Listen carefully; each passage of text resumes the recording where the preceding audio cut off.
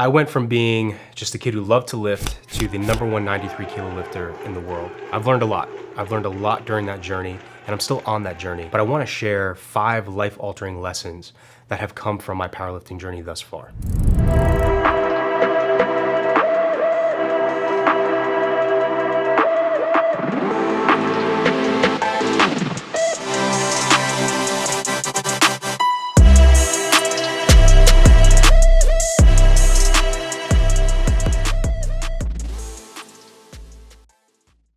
The first life-altering lesson, probably the most important one, trust.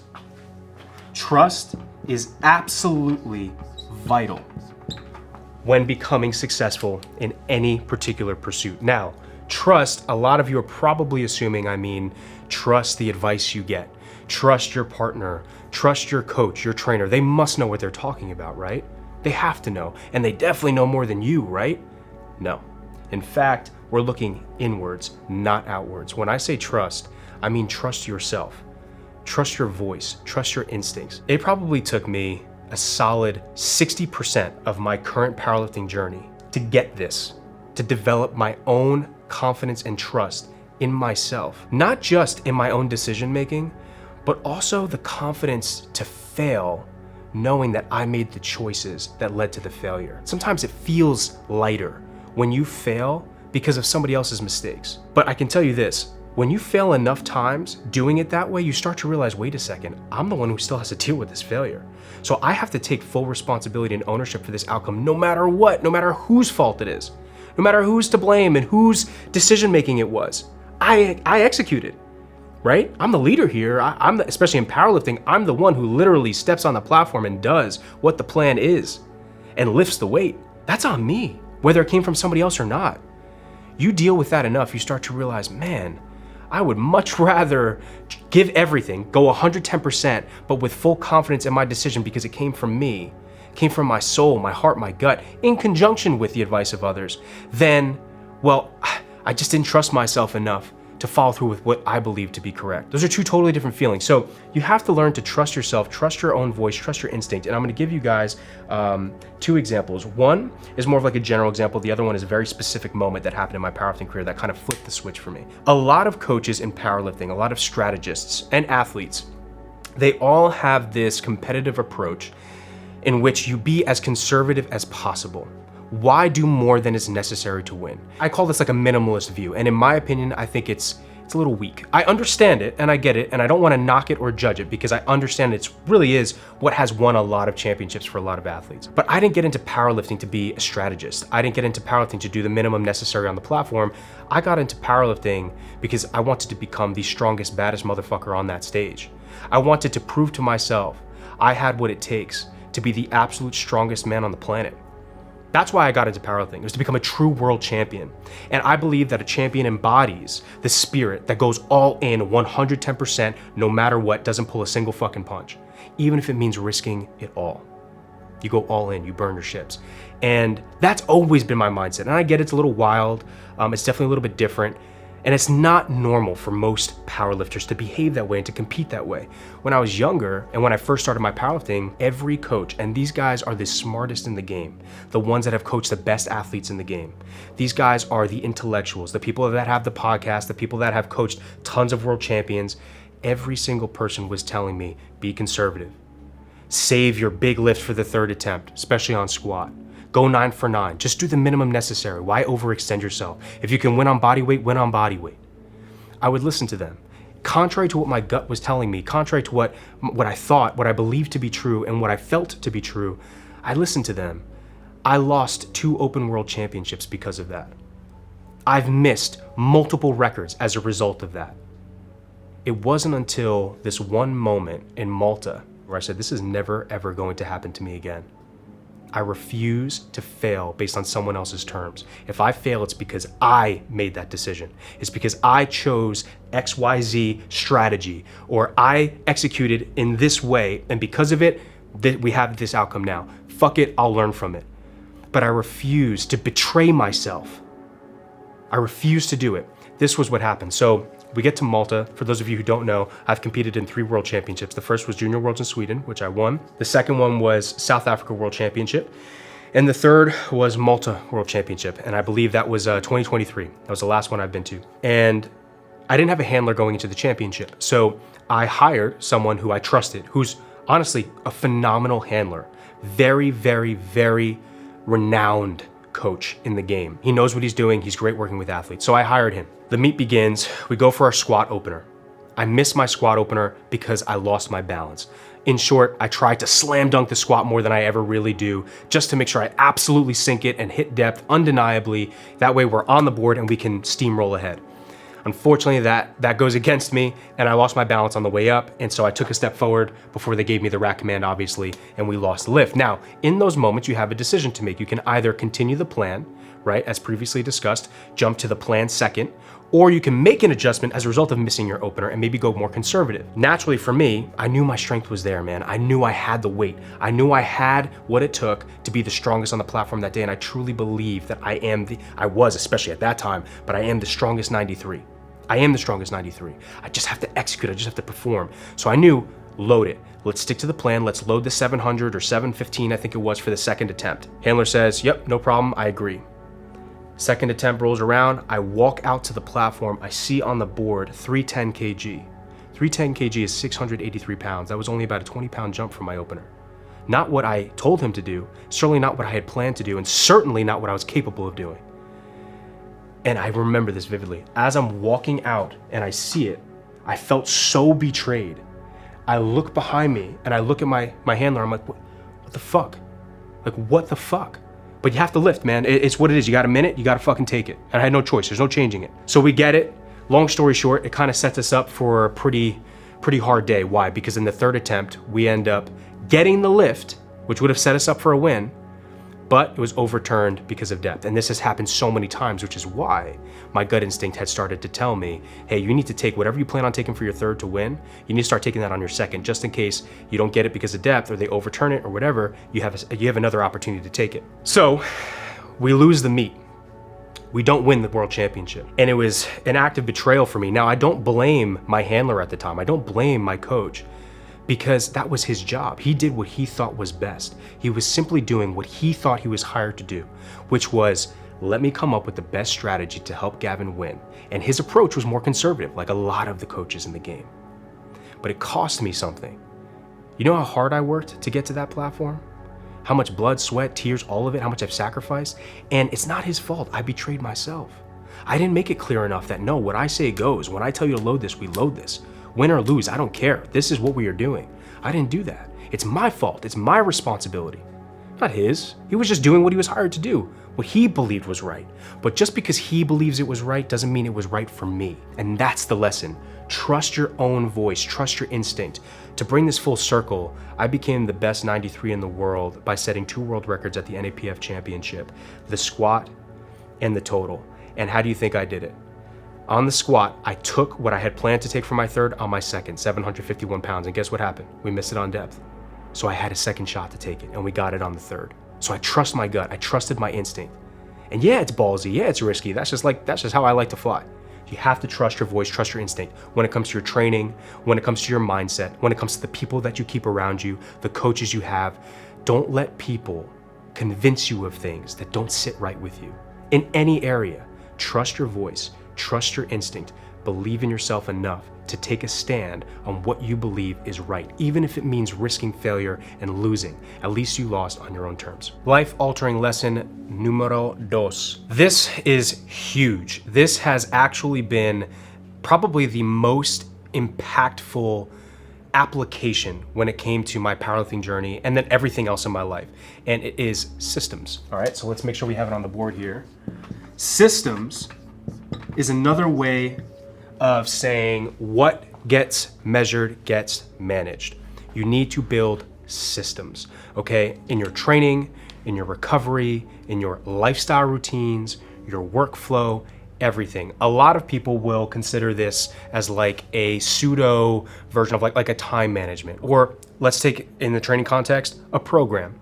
That is your training system. The program is your training system. And you don't really think much of it because, as an athlete, you receive a program, you have a coach, or maybe you buy a program, you subscribe to a training app, you have a program you follow, and you do the program. And it's that simple. But what you don't realize is you actually created a system for your training. Why is that important? Because it creates predictable outcomes. It allows you now to measure everything: your training behavior, your training patterns, your recovery behavior, recovery patterns, the mindset stuff. Everything can be observed and then analyzed. Once it's observed and analyzed, based on the outcome, you can change some of those variables. You can change some of the inputs to alter the output. It's that simple. What gets measured gets managed. One of the most important aspects to this is as you go throughout your journey, you're compiling data. You're compiling experiences.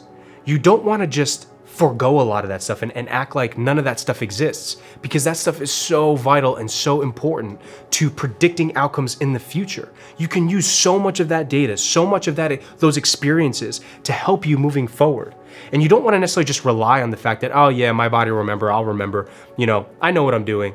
It has to be deeper than that. It has to be intentional. So systems create intentionality in your life. When you are intentional about your habits and the choices you make, what you do and how you do it, intentional about improving your choices, improving your habits, and again, sticking to the training context, improving the way that you train, whether it be through technique, the training variables themselves like frequency, volume, intensity, sets, reps, exercises you choose, all of these things you become intentional about. That means that the outcome becomes a creation, not necessarily a mistake or an estimation. It actually becomes accurate. You are able to measure your systems, measure your training, measure your progress, observe it, analyze it, so you can manipulate it to create an outcome that's more desirable, all right? Creating systems is absolutely imperative to your training success. The third life-altering lesson is anyone who says comparison is the thief of joy is wrong. I do not believe that comparison is the thief of joy. In fact, I think comparison is the Robin Hood of joy, and I'm going to talk about it in a second. So, comparison gets a bad rap in almost any endeavor, especially because of social media, right? Like you're constantly on social media, you're constantly seeing everybody who's quote unquote better than you in some way. You see their highlight reel, you see what they have that you don't. And I get it, I know that there's a negative effect to that, but it's a matter of perspective. Because in my opinion, you can use a lot of that comparison to your benefit. So let's talk about it. Comparison is not the thief of joy, it's the Robin Hood. What does that mean? Let me use this example. In a typical education setting, you learn a subject from teachers and textbooks, right? Why? Because usually people who have studied what you are studying, people who have done what you are trying to do, might know a thing or two that you currently don't. So you can learn from them. Not only that, they've made a lot of mistakes that you now can learn from without having to make those same mistakes. I believe we need to take this same concept that we might see in the education setting and map it onto our training. In an education setting, you're not necessarily comparing yourself to these people. No, that's true, you're not.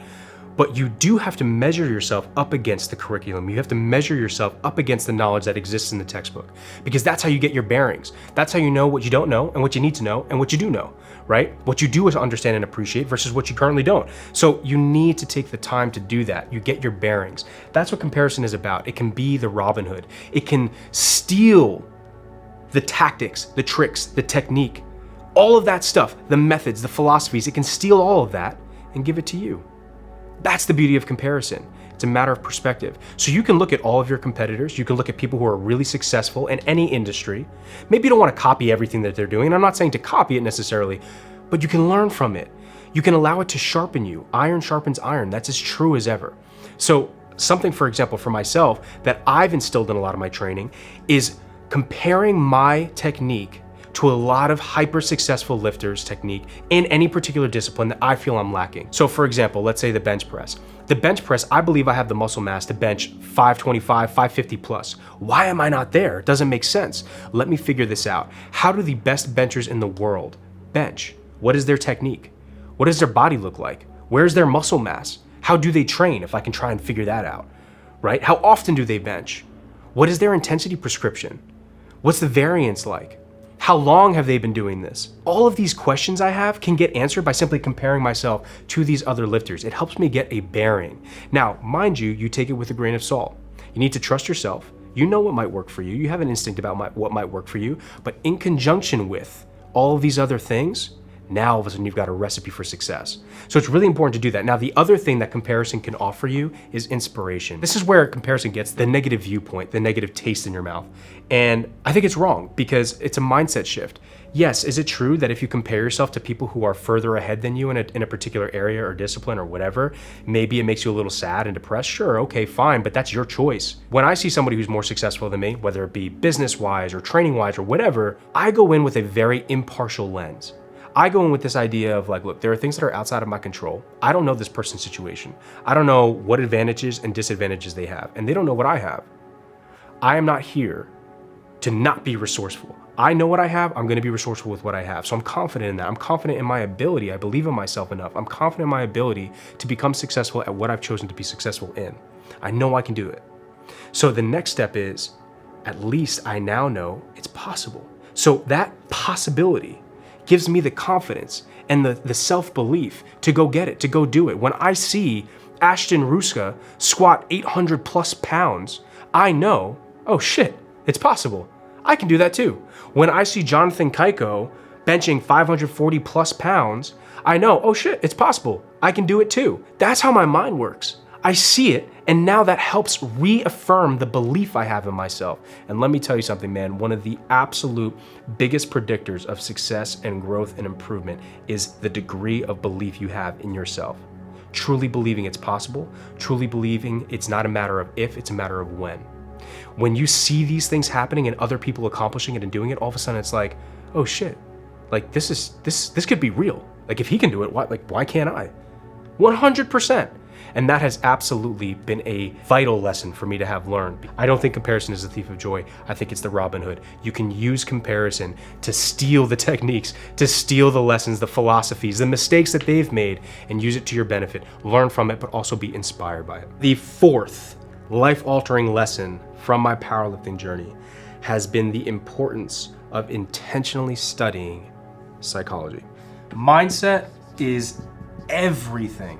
When I tell you there is never going to be a moment in your journey, no matter what you're pursuing, where your mindset, your perspective, your philosophy isn't going to be important, there will never be a moment when it's not going to be important. Never.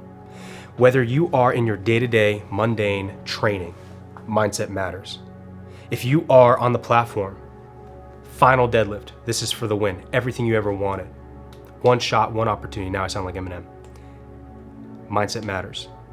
When you are not training, when you're focusing on something else, working, mindset matters. There is never going to be a time when your approach, when your philosophy shouldn't have been honed. And it's something that happens over time. It's something that happens with maturity as a lifter, and you'll grow. Like you'll start to discover what works for you and how you need to approach situations, what you need to use, what you need to pull on. My suggestion is to take advantage of the time you have and be intentional about it now. Don't just assume you're gonna figure it out. Actually be prepared for it. Mindset stuff, man, it has taken me a long time to really develop a strong mind. Once you get to a certain level, there's a lot of noise. There's a lot of people who do not want to see you succeed. There's a lot of people who are going to pull you down, spew hate, not believe in you. And I'm very blessed in that I've had a very strong support system, it's true. But I can tell you right now that one of my biggest enemies has been myself. In those moments when you're alone, in those moments when you know that the time is coming, that's when you're most vulnerable. That's when it becomes easiest for the enemy, so to speak, to get into your thoughts, to start planting seeds of doubt. And that's all it takes. Because once those roots seep deep enough, that's it. Everything will fall apart. You need to be strong. You need to put on the armor of God, so to speak. And I don't want to, shove this stuff in your face, but faith for me has played a massive role, probably the biggest role, probably the only role in shaping a champion's mindset for me. Because there's so much that pulls from that. There's so much that comes from that. My confidence in knowing I will, it comes from Him. And everything I do to glorify Him.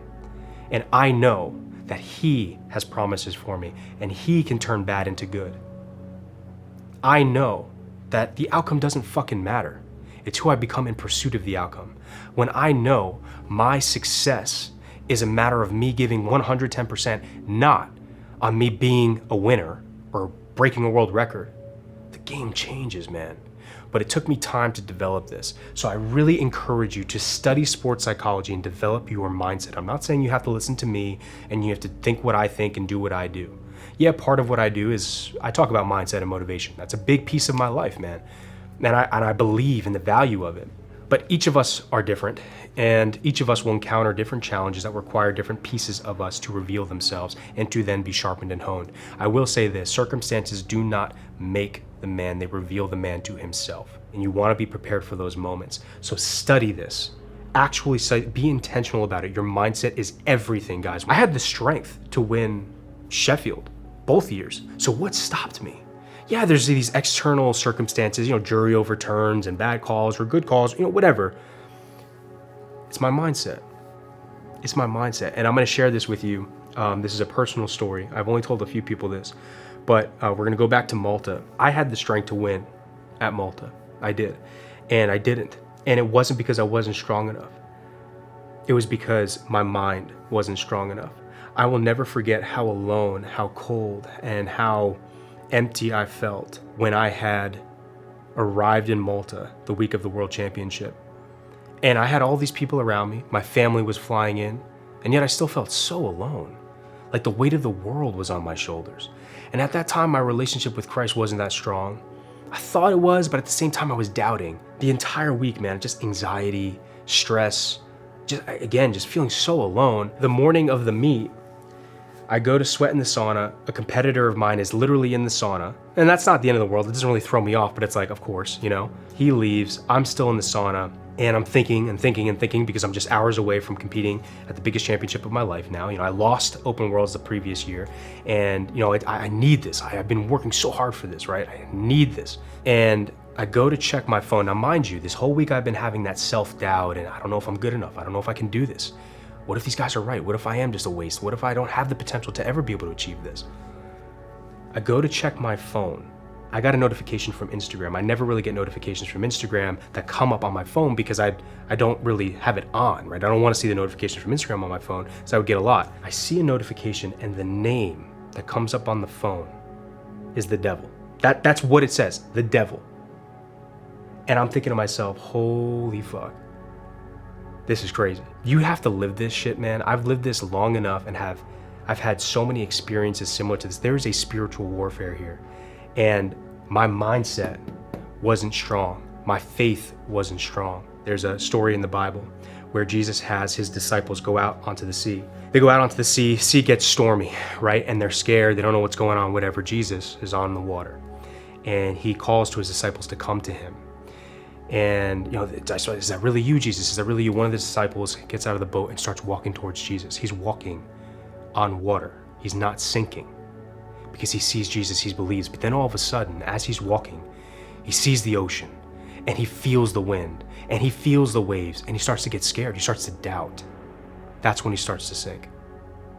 It's because he started to doubt his faith that he started to fail. He started to sink. So you need extreme faith.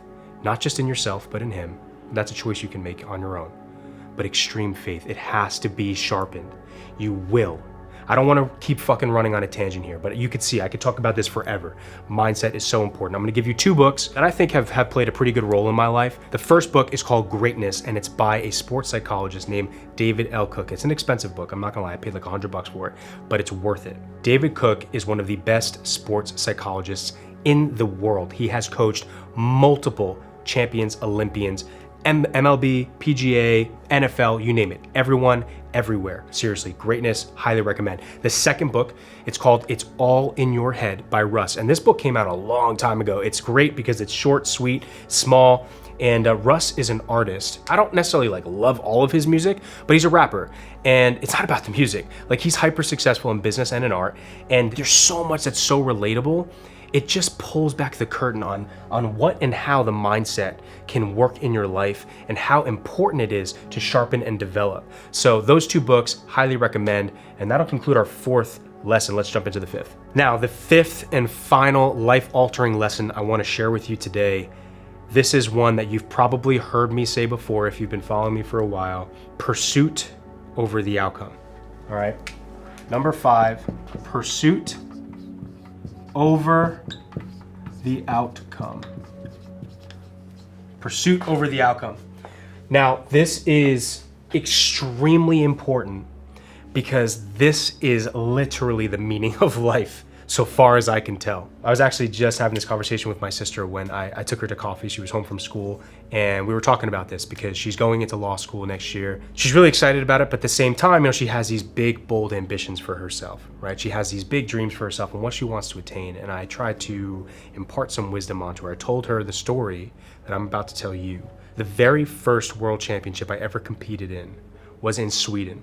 It was during COVID, which is kind of scary because obviously I had to fly alone. I was young. I think I was maybe 21. I don't think I had really been out of the country at that point. But anyway, so during COVID, and as you guys know, COVID was crazy for every country. Everything was locked down and everything was tests every 5 seconds, and it was nuts. But I took the risk.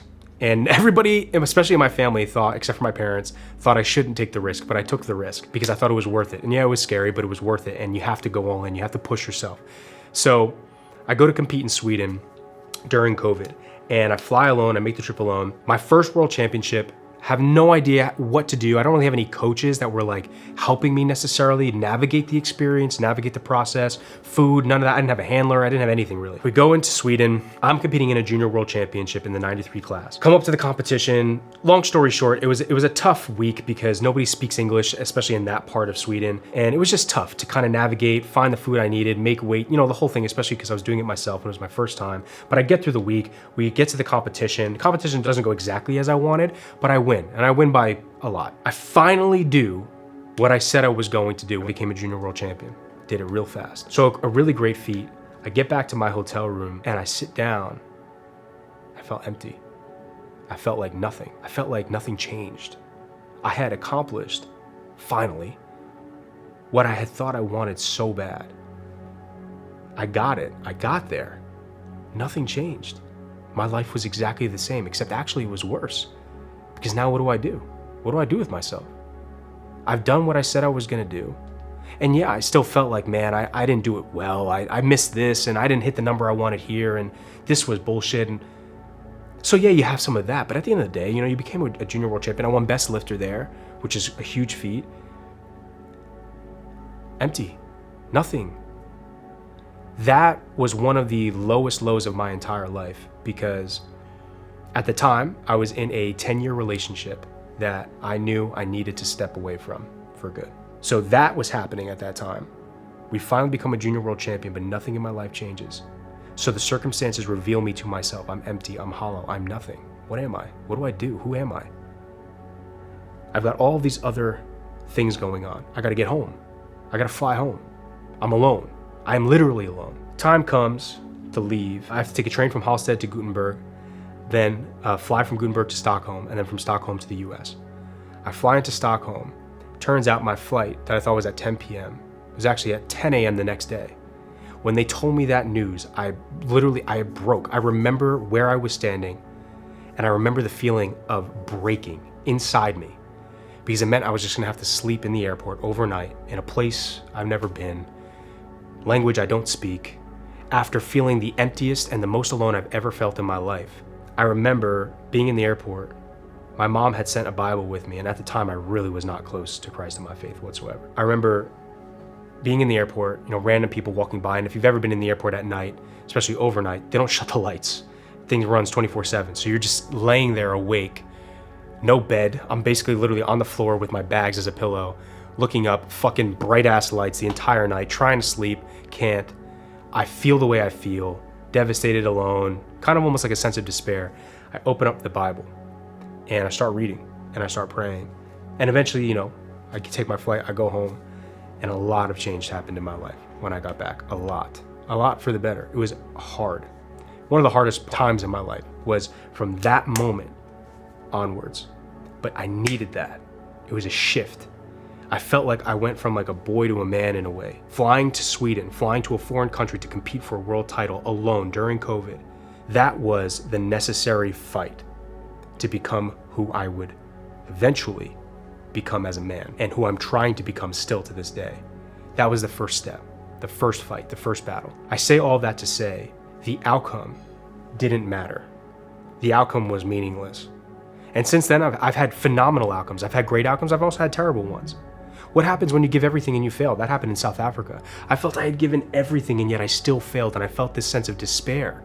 That was actually the World Championship after Sweden, my first open worlds. I did everything I possibly could to be prepared, and I felt I was ready. I did everything I could. There was nothing I could have done differently. My nutrition was locked in, cardio was locked in, training was locked in, sleep, everything.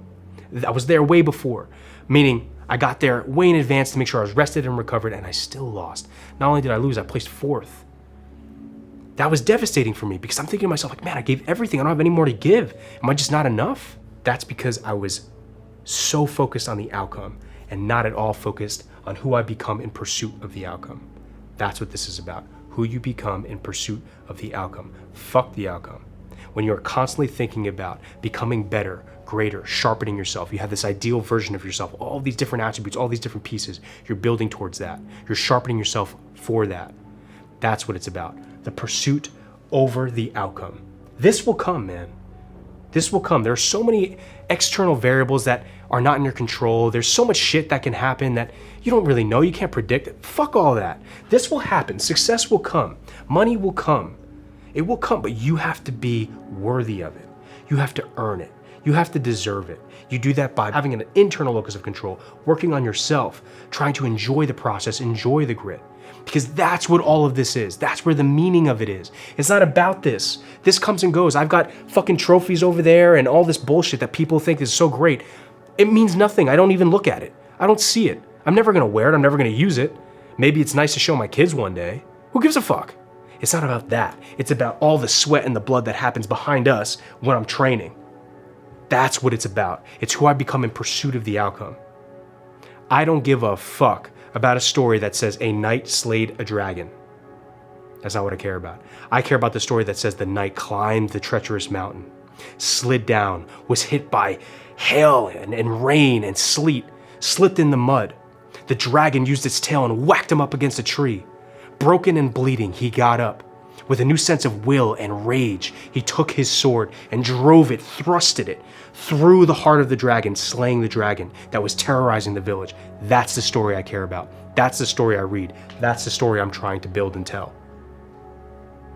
Pursuit over outcome. Those are the 5 life-altering lessons that have come from my powerlifting journey. And I hope my sharing them with you has imparted some degree of wisdom, and hopefully you guys can learn from it. And I wish you the best of luck on your journey, whatever it is.